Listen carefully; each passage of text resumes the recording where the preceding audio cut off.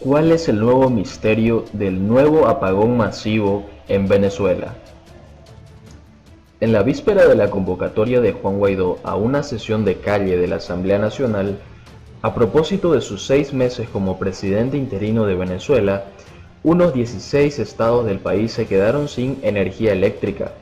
Se trata del cuarto megapagón de alcance nacional que ocurre en Venezuela en lo que va de 2019 y se extendió por cerca de 12 horas. Una vez más, las autoridades no dieron detalles de lo ocurrido y se limitaron a señalar que los indicios recibidos de la investigación en el Bajo Caroní orientan a la existencia de un ataque de carácter electromagnético que buscó afectar el sistema de generación hidroeléctrica de Guyana, principal proveedor de este servicio en el país, según dijo el ministro de Información Jorge Rodríguez. De inmediato procedió a suspender las actividades escolares y laborales para este 23 de julio. Pasa en medio del proceso de negociación entre los representantes de Maduro y de Guaidó por mediación de Noruega, cuando se están explorando opciones para salir de la crisis política en Venezuela, es decir, cuando el régimen de Maduro se encuentra bajo el escrutinio mundial. Es el mismo patrón de los apagones anteriores. Nunca se ofrece información certera de lo ocurrido, ni del alcance de los daños, tampoco de las medidas de reparación aplicadas. Luego, gracias a la información que se filtra a través de fuentes sindicales del sector eléctrico, se puede estimar la magnitud del deterioro y del esquema de canibalización de equipos y unidades de que las autoridades aplican para tratar de mantener un precario suministro de electricidad en el país ante la destrucción del sistema y la falta de recursos para invertir en él. La demanda eléctrica nacional se estima en alrededor de 15.000 megavatios debido a la contracción económica y la diáspora, entre otros factores.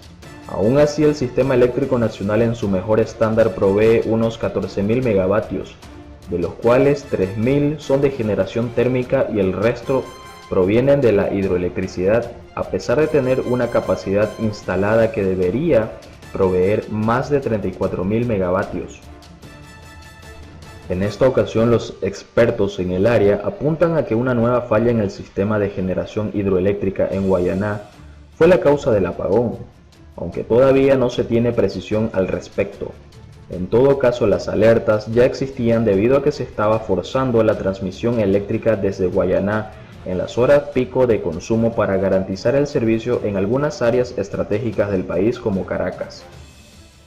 Pero a los efectos del manejo político del caso por parte del régimen de Nicolás Maduro, el apagón ocurre a días de que un Sukhoi Su-30 venezolano siguió agresivamente a una aeronave estadounidense EP-3, como denunció el Comando Sur de Estados Unidos.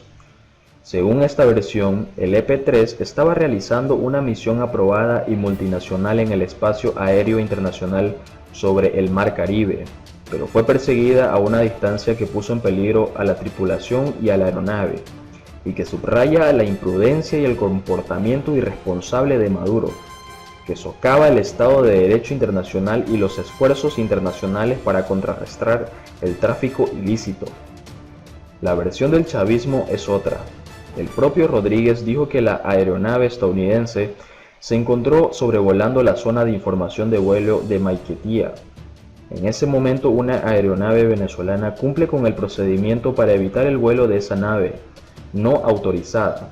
Se trató, según dijo, de una incursión de aviones espías y de guerra estadounidense que han violentado el espacio aéreo venezolano y sus regiones de información en 78 oportunidades este año. De seguro este caso dará para alimentar el discurso de los funcionarios de Maduro. Telón de fondo. Pero el apagón también ocurre mientras en el país quedan las reminiscencias de la reunión ministerial del Movimiento de Países No Alineados celebrada el fin de semana y mientras avanzan los preparativos para la 25 reunión del Foro de Sao Paulo que tendrá lugar en Caracas desde este jueves, que son los dos grandes escenarios dispuestos por Nicolás Maduro para llenarse de manifestaciones de apoyo de sus aliados en su peor momento de deslegitimación y tras quedar en evidencia sus reiteradas violaciones a los derechos humanos. Pasa en medio del proceso de negociación entre los representantes de Maduro y de Guaidó por mediación de Noruega. cuando se están explorando opciones para salir de la crisis política en Venezuela, es decir, cuando el régimen de Maduro se encuentra bajo el escrutinio mundial. Justo ocurre el apagón cuando el Grupo de Lima comienza este martes en Argentina, una reunión para analizar la situación venezolana, donde naciones como Colombia aprovecharán para plantear la necesidad de aplicar mayor presión al régimen por la vía de las sanciones, pero también se produce cuando Juan Guaidó ha llamado a las calles para hacer frente a una nueva etapa, quizás más cuesta arriba, de lucha contra un Nicolás Maduro que se resiste a abandonar el poder a pesar del costo que esto tiene para el país y para los venezolanos. Ante el nuevo apagón masivo en Venezuela, ¿cómo hacen las personas para abastecerse y regresar a sus casas? El fallo eléctrico colapsa las vías de Caracas mientras los vecinos buscan la forma de regresar a sus hogares y abastecerse.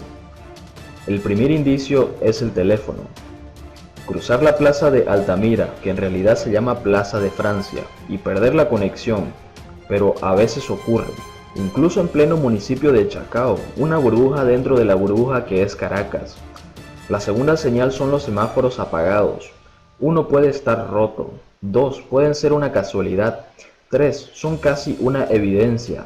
Pasadas las 4:30 de la tarde, cuando aún faltan 2 horas para atardecer, el apagón y sus efectos comienzan a asomarse a la capital venezolana. Quienes están en el trabajo o en cualquier espacio cerrado son los primeros en notarlo. Una fracción de segundo, los que están en la calle tardan algo más, poco tiempo en cualquier caso. La luz se fue este lunes en la principal ciudad y en al menos 18 de los 23 estados del país. Según el gobierno de Nicolás Maduro, ocurrió a las 16:45. A partir de ese momento, la rutina de millones de venezolanos se aceleró con un objetivo primordial: volver a casa, luchar por regresar al primer lugar seguro en el que uno piensa en medio de la zozobra, en muchos casos a kilómetros de distancia, en un cerro, en un sector popular o en una urbanización acomodada. Los que cuentan con vehículo propio pueden aprovecharse de la cola o aventón de colega, que son de alguna manera unos privilegiados. Llegarán en cuestión de horas y paciencia ante un tráfico descontrolado y el colapso de las vías. La odisea de la multitud que se traslada en transporte público es distinta. Junto a una estación de metro que acaba de suspender el servicio, cientos de personas cruzan en silencio la Plaza Brión en Chacaíto y se dirigen la calzada en búsqueda de alguna camioneta por puesto, pequeños autobuses, a menudo informales que conectan los barrios de una ciudad con una superficie que es casi 8 veces la de Barcelona. Son las 7 de la tarde y Carlos Morales acaban de cerrar el kiosco en el que trabaja vendiendo pan. Pagará entre 2.000 y 2.500 bolívares, que equivalen a cerca de 20 céntimos de dólar, para llegar a Guaiteré, a las afueras de Caracas. Lo mismo cuesta trasladarse al barrio de Petare, al menos unos 700. Ir a la urbanización de El Cafetal. Luis Pérez, abogado, es el primero de la fila. Tras él esperan unos 20 personas más o menos. Si no llega el autobús, tendré que caminar kilómetros a oscuras, apunta. Lamenta que los venezolanos aún no se hayan levantado ante el régimen chavista. Es por la represión, asegura. No obstante, también se muestra muy crítico con Juan Guaidó, rival político de Maduro y la oposición. Todos los que este lunes centraban sus esfuerzos en volver a sus hogares lo hacían con una pesadilla en la retina. El apagón que el pasado 7 de marzo sumió a Venezuela en la oscuridad durante casi una semana. Esos días dejaron tras sí saqueos, cortes de suministro de agua, la parálisis de los hospitales y nuevas protestas. Después vinieron 4 más. Esa pesadilla es la palabra que emplea Alejandra García, una joven que trabaja en la compañía de transporte Buenaventura, desde el Parque de Miranda. En el este de la capital, el trayecto de Guaiteré, una especie de ciudad dormitorio, sale algo más caro de 3.000 bolívares. En medio de la noche cerrada se acerca una pareja de agentes de la policía de Chacao. Tras un chaqueo a este reporte, se despiden con educación. En la cercana urbanización de La Carlota, donde el pasado 30 de abril un grupo de uniformados liderados por Juan Guaidó y Leopoldo López intentó un alzamiento militar contra Maduro. Algunos vecinos se dedican a otra prioridad, abastecerse ante la incertidumbre. Lo hacen en el puesto callejero de Edgar Rosales, un comerciante de 43 años que todavía no ha cerrado. Iluminadas por celulares y mecheros, Rosa Montañi, quien vive de vender tabletas de chocolate que fabrica en su casa, y Rina Cedeño, curiosean entre cejas de verduras. Un kilo de tomates cuesta 13.000 bolívares, más o menos 1,2 de dólares. El salario mínimo asciende a 40.000. De vez en cuando, en medio del silencio del apagón, se oye alguna sirena.